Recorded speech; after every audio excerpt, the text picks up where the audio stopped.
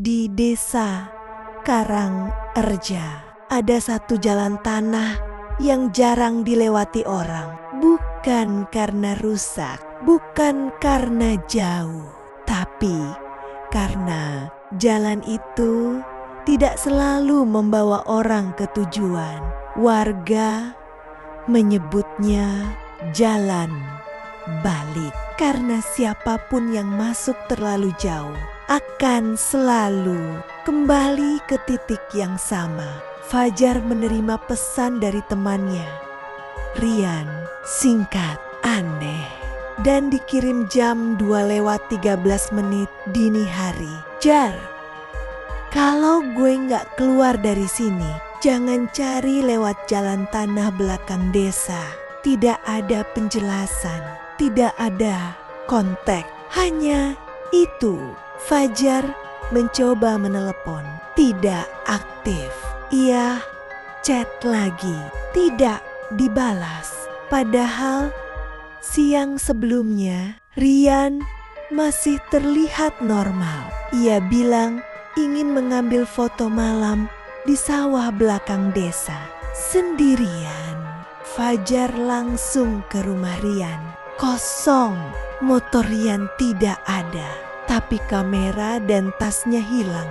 Berarti dia benar-benar pergi. Saat Fajar bertanya ke warga, semua langsung berubah sikap. Tatapan mereka sama, tidak nyaman, seolah tahu sesuatu, tapi tidak ingin terlibat. Sampai akhirnya seorang nenek berkata pelan, "Dia lewat jalan tanah ya." Fajar mengangguk. Nenek itu langsung memegang tangan Fajar kuat-kuat. "Kalau mau cari, jangan sendiri. Tapi kalau malam, lebih baik jangan sama sekali."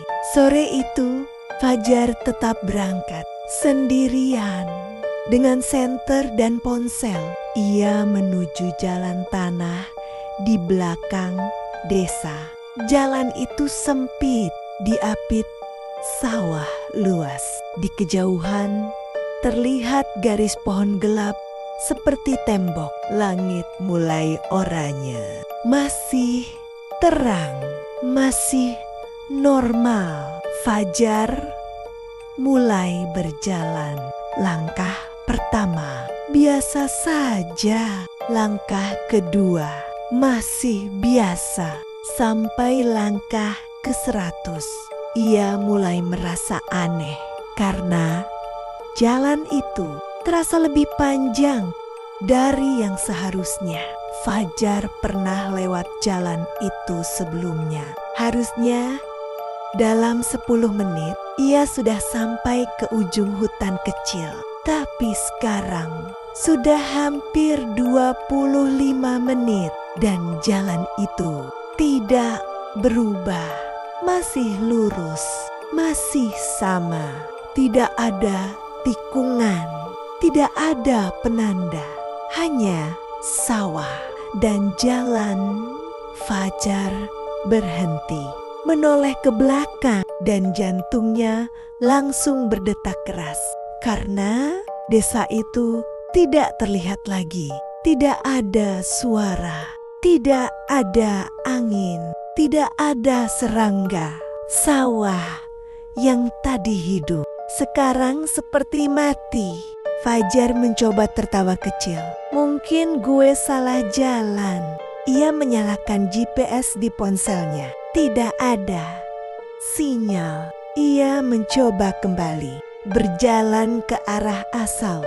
1 menit, 2 menit, 5 menit, 10 menit, dan tiba-tiba ia berhenti. Di depannya ada sesuatu. Itu adalah pohon kecil dengan batang miring dan batu besar di sampingnya. Fajar mengenalinya. Itu titik awal tempat ia pertama kali masuk. Napasnya mulai tidak teratur. Gak mungkin. Ia menoleh ke belakang. Jalan itu masih panjang, masih sama, tanpa perubahan, seolah ia tidak pernah bergerak.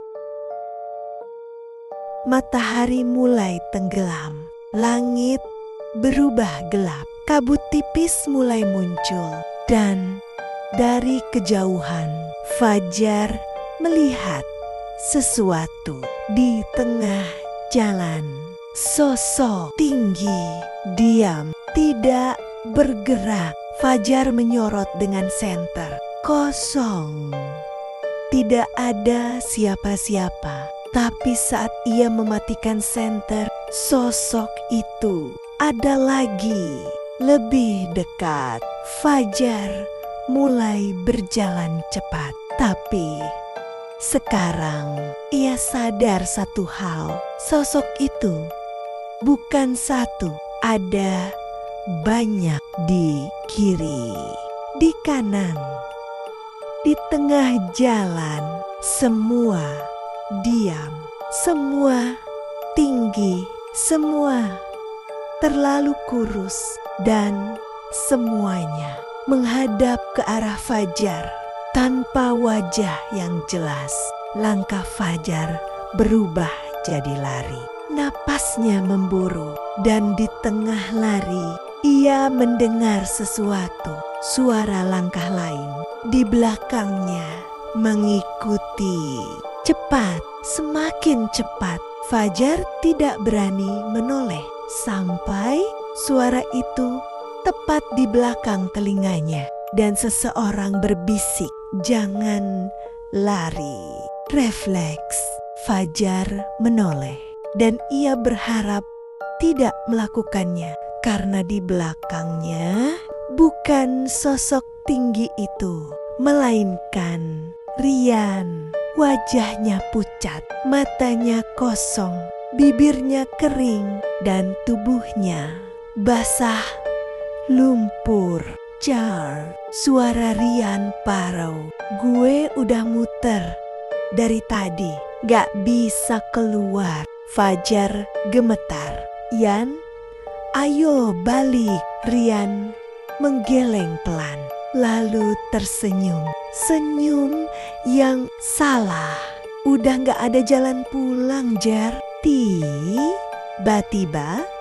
tangan Rian mencengkeram bahu Fajar. Kuat, dingin, dan dalam 1 detik semua berubah. Jalan itu tidak lagi kosong. Sekarang penuh dengan orang.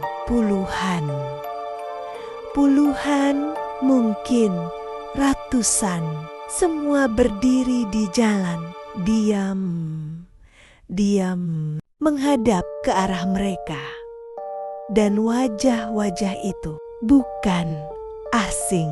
Ada yang tua, ada yang muda, ada yang seperti warga desa, dan ada yang sudah tidak seperti manusia. "Ini bukan jalan biasa," kata Rian pelan. "Ini tempat yang nyimpen orang-orang yang gak bisa keluar." Fajar menggeleng. "Gak, kita pasti bisa." Rian tertawa kecil, lemah.